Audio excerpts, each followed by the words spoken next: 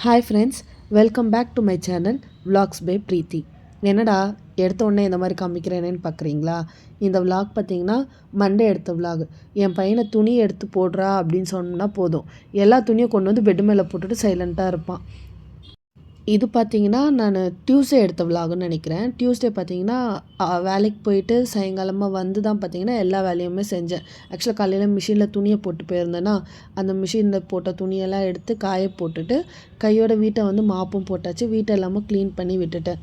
துணி பார்த்திங்கன்னா எல்லா துணியுமே மிஷினில் போட மாட்டேன். கையில் துவைக்க வேண்டிய துணியெல்லாம் வந்து கையில் துவைப்பேன். கையில் எந்த மாதிரி துணி துவைப்பேன்னு பார்த்தீங்கன்னா, பையனோட யூனிஃபார்ம் எல்லாமே வந்து கையில் தான் துவைப்பேன். கையோடு பார்த்தீங்கன்னா அது வீடு துடைச்சேன்னா வீட்டை துடைச்சிட்டு எப்போவுமே வீட்டை துடைச்சி முடித்தோடனே என்ன பண்ணேன்னா, அதை ஆல்ரெடி யூஸ் பண்ணியிருப்போம் பார்த்தீங்களா, அந்த மேட்டை வந்து நான் எடுத்து போட்டுட்டு துவைச்சிட்டு அதுக்கப்புறம் என்ன பண்ணேன்னா ஆல்ரெடி துவைச்சி வச்சுருக்க மேட்டை வந்து போட்டுருவேன். ஆக்சுவலாக நீங்கள் கொடுக்குற சப்போர்ட்டுக்கு வந்து ரொம்பவே தேங்க்ஸ் ஃப்ரெண்ட்ஸ்.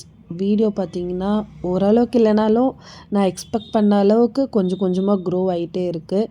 இதுக்கு எல்லாமே காரணம் பார்த்தீங்கன்னா நீங்கள் மட்டும்தான். நம்ம சேனலை நீங்கள் இதுதான் ஃபஸ்ட் டைம் பார்க்குறீங்கன்னா மறக்காமல் சேனலை லைக் பண்ணிவிட்டு ஷேர் பண்ணிவிட்டு சப்ஸ்கிரைப் பண்ணிவிட்டு பாருங்கள் ஃப்ரெண்ட்ஸ். உங்களுக்கு எந்த மாதிரி கண்டென்ட் வேணுன்றதை கமெண்ட்டில் சொன்னீங்கன்னா நான் அந்த மாதிரி கண்டென்ட்டை வந்து முடிஞ்ச அளவுக்கு நான் போட வந்து ட்ரை பண்ணுறேன். இன்றைக்கி காலைல பார்த்தீங்கன்னா ஏதோ ஒரு நியூஸ் பேப்பரே ஏதோ படிச்சுட்டு இருந்தேன். அந்த நியூஸ் பேப்பரில் பார்த்தீங்கன்னா ஒரு சின்ன ஸ்டோரி ஒன்று படித்தேன். அந்த ஸ்டோரியை நான் உங்களுக்கு சொல்கிறேன். யார் யார் லைஃபுக்கு அது ரிலேட் ஆகுதுன்னு மட்டும் எனக்கு மறக்காமல் கமெண்ட்டில் சொல்லுங்கள். வீடு கட்டுவாங்க பார்த்தீங்களா மேஸ்திரி, அந்த மேஸ்திரி என்ன பண்ணாருன்னா, போதும்ப்பா இதுக்கு மேலே நம்மளால் வேலை செய்ய முடியாது, இதுக்கு மேலே நம்ம ரிட்டையர்மெண்ட் வாங்கிட்டு நிம்மதியாக வீட்டில் உட்காந்து சாப்பிடலாம், இதுக்கு மேலே நம்மளால் எந்த வேலையும் செய்ய முடியாது அப்படின்னு சொல்லிட்டு அதை என்ன பண்ணிட்டாருன்னா, போயிட்டு நம்ம கான்ட்ராக்டர்கிட்ட சொல்லிடலாம், நான் செய்கிற வேலையில் வந்து இதுதான் லாஸ்ட்டு வீடு, இதுக்கு மேலே என்னால் எந்த வீடும் கட்டி கொடுக்க முடியாதுன்னு கான்ட்ராக்டர்கிட்ட சொல்லிவிட்டு நம்ம இதோட வேலையை விட்டு நின்றுடலாம் அப்படின்னு அவர் நினச்சிட்ருக்காரு. அதுக்கப்புறம் கொஞ்ச நேரம் விட்டு என்ன பண்ணுறாங்கன்னா, கான்ட்ராக்டரும் பார்த்திங்கன்னா அங்கே வராரு. அங்கே வரப்போ என்ன ஆகிடுதுன்னா அவர்கிட்ட சொல்லிடுறாரு, இதே நான் உங்களுக்கு லாஸ்ட்டாக கட்டி கொடுக்குற வீடு, இதுக்கப்புறமா பார்த்திங்கன்னா என்னால் எதுவும் உங்களுக்காக செய்ய முடியாது, இதோடு நான் வேலையை விட்டு நின்றுட்டு நிம்மதியாக லைஃப்பில் ரெஸ்ட் எடுக்கலான்னு நினைக்கிறேன் அப்படின்ட்டு கான்ட்ராக்டர்கிட்ட சொல்லிடுறாரு. கான்ட்ராக்டருக்கு அது கேட்ட உடனே ஒரே மாதிரி ஒரு மாதிரி ஷாக் ஆகிடுச்சு. என்னடா இத்தனை வருஷமாக நம்ம கூட இருந்துட்டு இப்போன்னு பார்த்துட்டு இந்த மாதிரி சொல்கிறாரு, என்ன சொல்கிறதுன்னு தெரியாமல் அவர் என்ன சொல்லிட்டாருன்னா, சரி இப்போதைக்கு வேலையை பாரு, நான் உனக்கு என்ன சொல்லணும் அப்படின்றத நான் நாளைக்கு வந்து சொல்கிறேன் அப்படின்னு சொல்லிட்டு அவர் கிளம்பிடுறாரு அந்த இடத்த விட்டுட்டு. இவரா என்னடா நம்ம வாலண்டரியாக ரிட்டையர்மெண்ட் வாங்கிட்டு போயிட்டு வீட்டில் நிம்மதியாக இருக்கலான்னு பார்த்தா இவர் எதுவும் சொல்கிற மாதிரியே தெரியலையே, நாளைக்கு சொல்கிறேன்னு சொல்லிட்டு போகிறாரு அப்படின்னு சொல்லிட்டு இவரும் என்ன பண்ணுறாருன்னா யோசிச்சுட்ருக்காரு. மறுநாளும் ஆச்சு. அதே மாதிரி எல்லோரும் வேலைக்கும் வரவும் ஸ்டார்ட் பண்ணிட்டாங்க.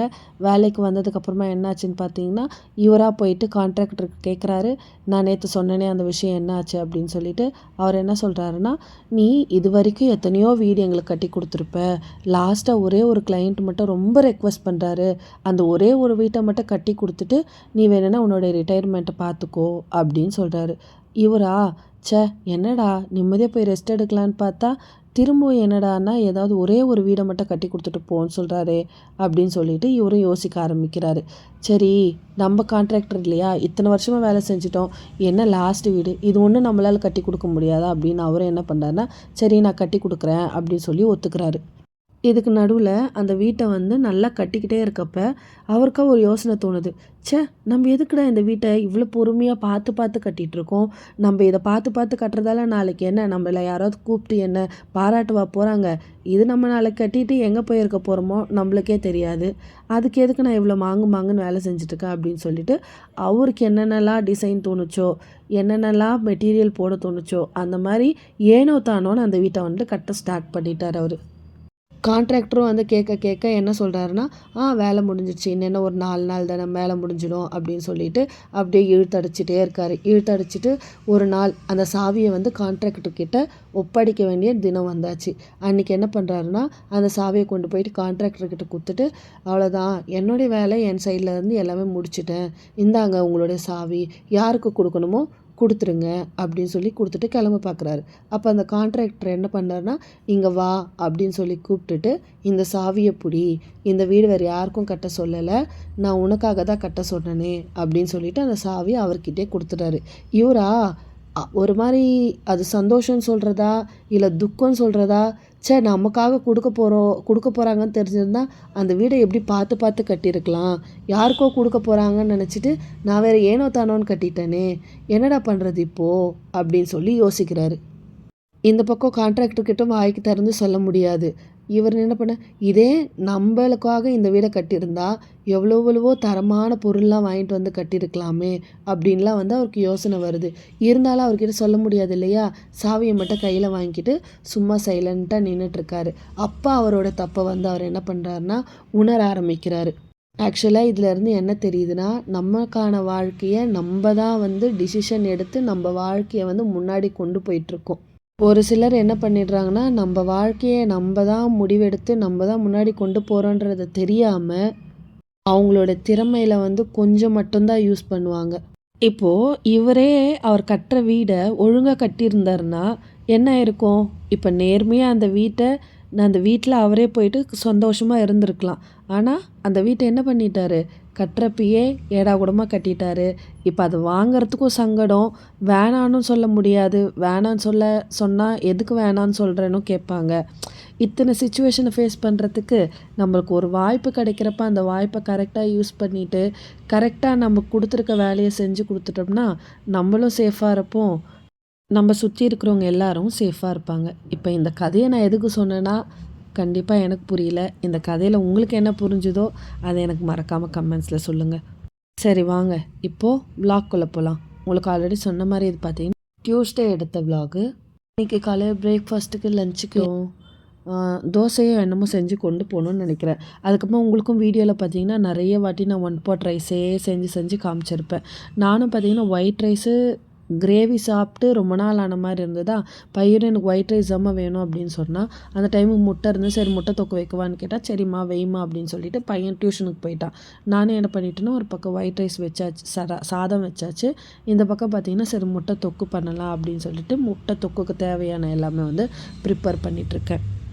ஃபஸ்ட்டு முட்டை தொக்குக்கு பார்த்திங்கன்னா கடாயில் எண்ணெயை ஊற்றிட்டு எண்ணெய் நல்லா சூடானதுக்கப்புறமா பார்த்திங்கன்னா நான் இங்கே வந்து வடகம் சேர்த்துருக்கேன்.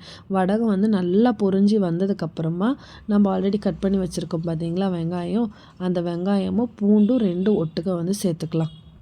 பூண்டு பார்த்திங்கன்னா சேர்த்துட்டு நல்லா இது பொன்னிறமாக வதங்கி வர வரைக்கும், பொன்னிறமாக கூட இல்லை, நல்லா ஒரு கண்ணாடி பதம் வர வரைக்கும் நம்ம வதக்கி எடுத்துக்கலாம்.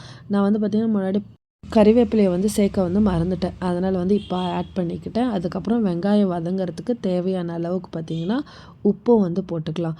உப்பு நல்லா போட்டுட்டு நல்லா வதக்கி விடலாம். எனக்கு சைடில் பார்த்திங்கன்னா சாப்பாடும் வந்து வெந்தாச்சு, சாப்பாடையும் வந்து வடித்து வச்சுட்டேன். இப்போ வந்து வெங்காயம் நல்லா வதங்கினதுக்கப்புறமா ஆல்ரெடி கட் பண்ணி வச்சுருக்கோம் பார்த்திங்களா பொடி பொடியாக, அந்த தக்காளியும் ஆட் பண்ணிவிட்டு நல்லா கலந்து விட்டுடலாம். தக்காளி பார்த்திங்கன்னா நல்லா மசிய வெந்து வரணும். வெந்து வந்ததுக்கப்புறமா மிளகாத்தூள் பார்த்திங்கன்னா இது வீட்லேயே அரைச்ச மிளகாத்தூள் தான். இப்போ நான் இந்த மிளகாத்தூள் ஆட் பண்ணேன்னா வந்து நிறைய மஞ்சத்தூள் வந்து ஆட் பண்ண மாட்டேன். ஏன்னா வந்து இதுலேயே மஞ்சத்தூள் மிளகு எல்லாம் போட்டு தான் வந்து அரைச்சி வந்து கொடுப்பாங்க. அதனால் வந்து நான் பெருசாக மஞ்சத்தூள் வந்து ஆட் பண்ண மாட்டேன். மசாலாலாம் நல்லா ஆட் பண்ணதுக்கப்புறமா பார்த்திங்கன்னா நல்லா பச்சை வாசனை போகிற வரைக்கும் வதக்கி விட்டுக்கோங்க. நல்லா வதக்கி விட்டுட்டு எண்ணெய் பிரிஞ்சு வந்ததுக்கப்புறமா என்ன பண்ணுங்கன்னா உங்கள் கிரேவிக்கு தேவையான அளவுக்கு தண்ணி ஆட் பண்ணிக்கோங்க. தண்ணி ஆட் பண்ணிவிட்டு முட்டையும் அதுக்கப்புறமா நடுவில் மட்டும் ஒரே ஒரு கோடு ஒன்று போட்டுட்டு அந்த கிரேவிலே போட்டுருங்க. கிரேவியில் போட்டதுக்கப்புறமா நல்லா கொதித்து வரட்டும் கிரேவி.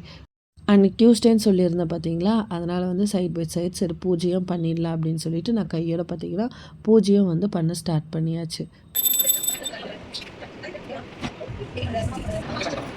பூஜை பண்ணி முடிச்சதுக்கப்புறம் பார்த்திங்கன்னா ஆல்ரெடி துவச்சி வச்ச துணியெல்லாம் பெட்டு மேலே இருந்தது இல்லையா, அதெல்லாம் கொண்டு வந்து ஹாலில் போட்டுட்டு டிவி பார்த்துட்டு என்ன பண்ணிட்டேன்னா ஒன்று ஒன்றா வந்து மடித்து வைக்கவும் ஸ்டார்ட் பண்ணிட்டேன். எல்லாத்தையும் மடித்து வைக்கிறப்ப என்ன ஆயிடுச்சுன்னா ட்ரைபாடில் இருந்து ஃபோன் கீழே விழுந்துருச்சு. திரும்பியும் எதுக்குள்ள 4 துணி திரும்பி எடுத்து ட்ரைபாடில் வைக்கிறது அப்படின்றதால கையோடு எடுத்து என்ன பண்ணிட்டேன்னா துணியெல்லாம் மடித்து வச்சாச்சு. இது பார்த்திங்கன்னா பையன் நாளைக்கு போட்டுக்கு போக வேண்டிய துணி வெனஸ்டே, அதனால் அதை எடுத்து தனியாக வச்சுட்டேன்.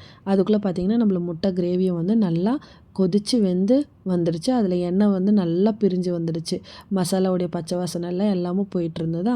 இந்த ஸ்டேஜில் நான் என்ன பண்ணிட்டேங்கன்னா கேஸை வந்து ஆஃப் பண்ணிட்டேன்.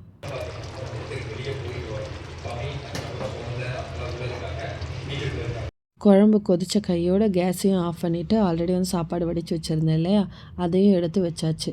எடுத்து வச்சுட்டு ஒரு சிலர் என்ன பண்ணுவாங்கன்னா, சாப்பாடு இந்த மாரி வடித்ததுக்கப்புறமா கீழேயும் கொஞ்சம் கஞ்சி தண்ணி இருக்கும்.